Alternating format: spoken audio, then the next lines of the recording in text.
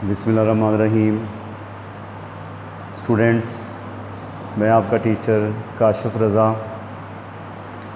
आज के इस लेक्चर में हम हाइब्रिडाइजेशन के कुछ रूल्स को फॉलो करेंगे कि किन कंडीशंस पे हाइब्रिडाइजेशन जो है वो हो सकती है। वो ऑर्बिटल्स जो हाइब्रिडाइजेशन में इन्वॉल्व होते हैं उनकी क्या क्या कंडीशंस होनी चाहिए,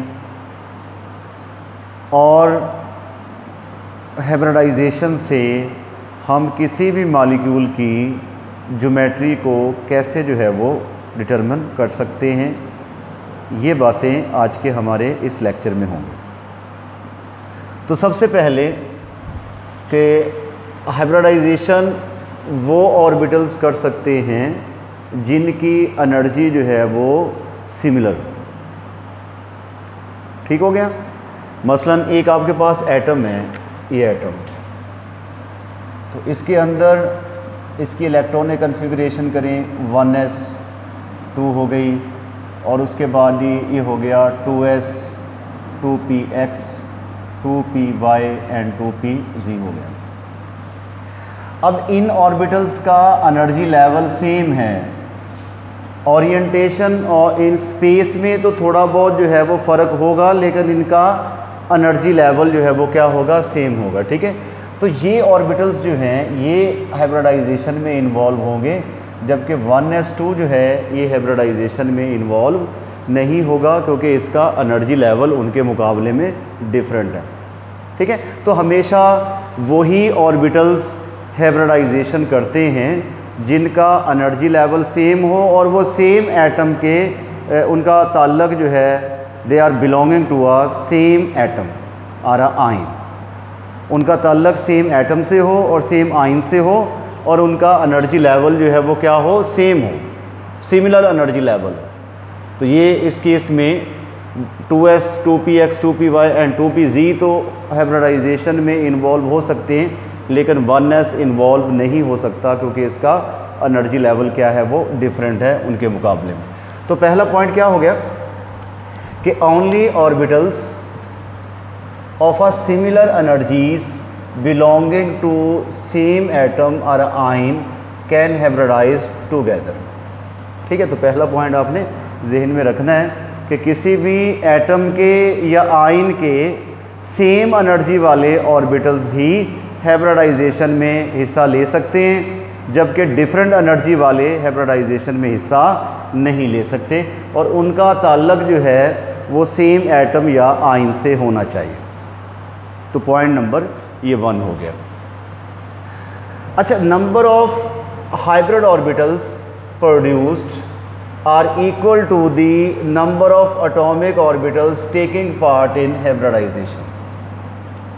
कि जितने एटॉमिक ऑर्बिटल्स हाइब्रिडाइजेशन में इन्वॉल्व होते हैं, एटॉमिक ऑर्बिटल्स, तो हाइब्रिड ऑर्बिटल्स की तादाद भी उतनी ही होती है। जैसा कि हमने कार्बन के केस में पढ़ा कि आपके पास था 2s1 और उसके बाद 2px1 2py1 हो गया और 2pz1। ये कार्बन के वैलेंस शेल की एक्साइटेड स्टेट है। अब देखिए, एक s है और 3 p हैं, तो एटॉमिक ऑर्बिटल कितने हो गए हैं, 4 हो गए हैं, यानी कि एक s और 3 p। तो बनने वाले जो हाइब्रिड ऑर्बिटल्स हैं वो भी कितने होंगे, वो भी 4 होंगे। ठीक है। टोटल 4 होंगे, 1 2 3 और 4 जो बनेंगे ऑर्बिटल, ये sp3 हाइब्रिड ऑर्बिटल्स बनेंगे। तो बनने वाले ऑर्बिटल्स की तादाद भी उतनी ही होगी जितने एटॉमिक ऑर्बिटल्स हाइब्रिडाइजेशन में इन्वॉल्व हो रहे हैं। ठीक है। तो जितने एटॉमिक ऑर्बिटल हाइब्रिडाइजेशन में इन्वॉल्व होंगे, बनने वाले हाइब्रिड ऑर्बिटल्स भी उतने ही होंगे। अगर 2 हो रहे हैं तो हाइब्रिड ऑर्बिटल भी 2 होंगे, अगर 3 हो रहे हैं तो हाइब्रिड ऑर्बिटल भी 3 होंगे, 4 हो रहे हैं 4, 5 6 और 7 जितने भी एटॉमिक ऑर्बिटल्स हाइब्रिडाइजेशन में इन्वॉल्व हो रहे हैं, बनने वाले हाइब्रिड ऑर्बिटल्स की तादाद भी उतनी ही होगी। It is the second rule for hybridization of the elements. कहते हैं most of the hybrid orbitals are similar, यानी कि ज़्यादा अक्सरियत ऐसा होती है कि हाइब्रिड ऑर्बिटल क्या होते हैं, सिमिलर इन देयर एनर्जीज। ठीक है।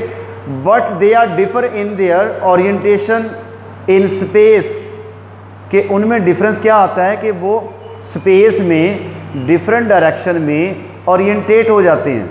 ओरिएंटेशन का डिफरेंस होता है, बाकी एनर्जी के लिहाज से वो ऑर्बिटल्स क्या होंगे, वो सिमिलर होंगे। ठीक है, ऑर्बिटल्स एनर्जी के लिहाज से सिमिलर होंगे।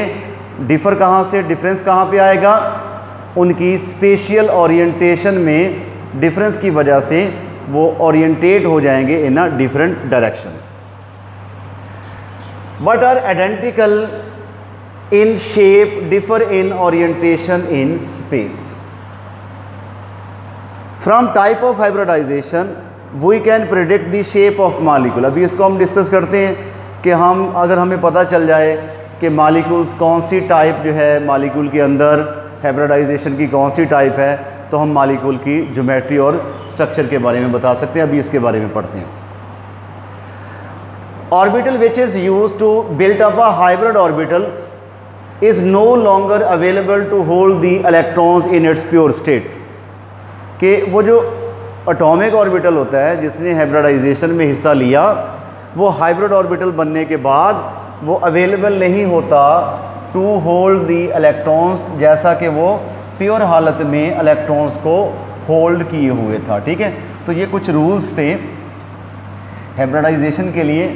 अब हम एक पॉइंट को डिस्कस करते हैं। वो पॉइंट हमारा ये था कि अगर हमें मॉलिक्यूल के अंदर हाइब्रिडाइजेशन का पता चल जाए कि कौन सी टाइप है हाइब्रिडाइजेशन की, तो हम उस मॉलिक्यूल की ज्योमेट्री के बारे में बता सकते हैं। मसलन आपके पास आ गया जी sp3 हाइब्रिडाइजेशन, आपको चल गया पता कि मॉलिक्यूल के अंदर जो है वो sp3 हाइब्रिडाइजेशन है, जैसा कि आपके पास क्या है, मीथेन। अब जिन मॉलिक्यूल्स में भी sp3 हाइब्रिडाइजेशन होती है उनका स्ट्रक्चर होता है टेट्राहेड्रल, उनका स्ट्रक्चर होगा टेट्राहेड्रल होगा। ठीक है, तो टेट्राहेड्रल मीथेन जो है इसमें sp3 हाइब्रिडाइजेशन है और इसका स्ट्रक्चर क्या होगा, टेट्राहेड्रल। तो टेट्राहेड्रल जो है वो स्ट्रक्चर ऐसे बनाते होते हैं, ये आपके पास हो गया टेट्राहेड्रल, और बॉन्ड एंगल कितना होगा 109.5 डिग्री। ठीक है, तो it is the geometry of methane molecule. कहाँ से चला पता हमें, sp3 हाइब्रिडाइजेशन से पता चला। यानी कि अगर sp3, अगर हमें हाइब्रिडाइजेशन स्टेट का पता चल जाए किसी भी मॉलिक्यूल की, तो हम उस मॉलिक्यूल का स्ट्रक्चर जो है वो डिज़ाइन कर सकते हैं। जैसा कि मीथेन है, इसमें sp3 हाइब्रिडाइजेशन होती है और इसका स्ट्रक्चर क्या होगा, टेट्राहेड्रल, और टेट्राहेड्रल इस पैटर्न में जो है वो होगा। और उसके बाद ही अगर, और इसकी दूसरी एग्जांपल है CCl4, CCl4। तो CCl4 में भी जो हाइब्रिडाइजेशन होती है वो sp3 होती है, और इसमें कार्बन जो है वो सेंट्रल एटम होगा और इसके 4 कॉर्नर्स पे लगे होंगे क्लोरो ग्रुप। तो it is the structure of carbon tetrachloride या टेट्राक्लोरोमीथेन। ठीक हो गया। और उसके बाद अगर आपके पास आ जाती है sp2 हाइब्रिडाइजेशन, आपने फाइंड कर ली कि एक मॉलिक्यूल में sp2 हाइब्रिडाइजेशन है, तो उस मॉलिक्यूल का जो स्ट्रक्चर होगा वो होगा ट्राईएंगुलर प्लेनर, वो होगा जी ट्राईएंगुलर प्लेनर, और बॉन्ड एंगल उसमें होगा 120 डिग्री का। ठीक है, जिसकी एग्जांपल है BF3। अब BF3 मॉलिक्यूल है, हमें पता चल गया कि इसमें जो हाइब्रिडाइजेशन है वो क्या है, sp2 है। तो अब ये अरेंज कैसे होगा, ट्राईएंगुलर प्लेनर में, यानी कि एक ही प्लेन में 3 बॉन्ड जो है वो मौजूद होंगे। ठीक है, तो ये बन गया BF3 और बॉन्ड एंगल कितना होगा 120 डिग्री का जो है वो होगा। ठीक है, तो इस तरह हम इस BF3 के स्ट्रक्चर को जो है वो फाइंड कर लेंगे, क्योंकि हमें पता चल गया कि इसके अंदर sp2 हाइब्रिडाइजेशन है और sp2 हाइब्रिडाइजेशन में ट्राईएंगुलर प्लेनर स्ट्रक्चर जो है वो बना करता है, और बॉन्ड एंगल कितना होता है 120 डिग्री का जो है वो बॉन्ड एंगल होता है। और अगर किसी मॉलिक्यूल में sp हाइब्रिडाइजेशन, मॉलिक्यूल में हाइब्रिडाइजेशन क्या होगी sp, तो उस मॉलिक्यूल का स्ट्रक्चर क्या होगा, लीनियर होगा, और बॉन्ड एंगल कितना होगा 180 डिग्री का होगा, जिसकी एग्जांपल आपके पास है इथाइन C2 और H2 इथाइन।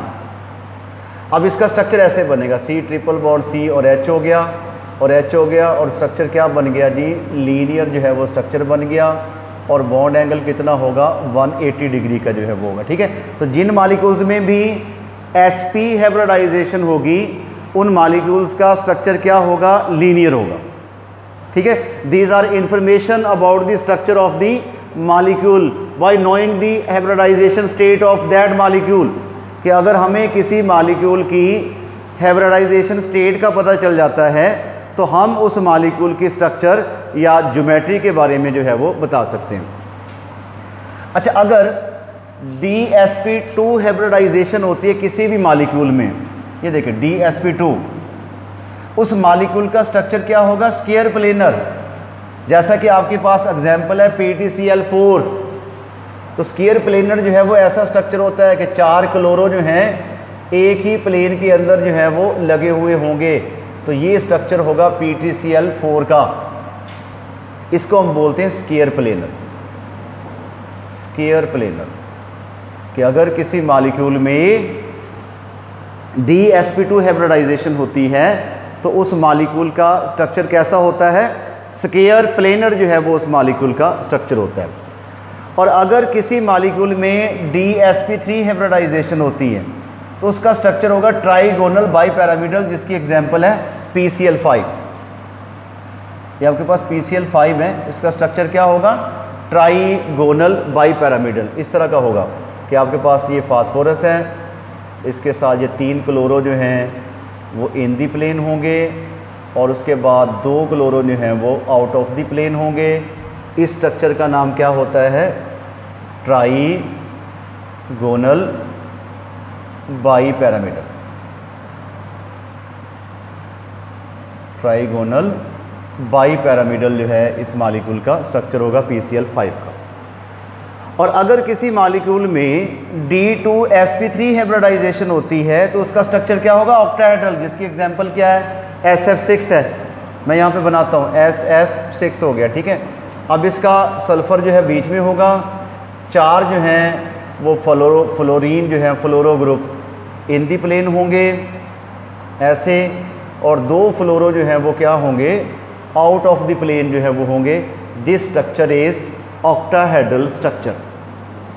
यानी इस पॉइंट को डिस्कस करने का मकसद ये है कि हम हाइब्रिडाइजेशन स्टेट को मालूम करके किसी भी मॉलिक्यूल की ज्योमेट्री को या स्ट्रक्चर को जो है वो डिस्कस कर सकते हैं। ठीक हो गया, आज के हमारे लेक्चर में इतना ही था। नेक्स्ट लेक्चर में हम इसकी लिमिटेशंस और अगले टॉपिक के साथ जो है वो दोबारा हाज़िर होंगे। उस वक्त तक के लिए अल्लाह हाफिज़।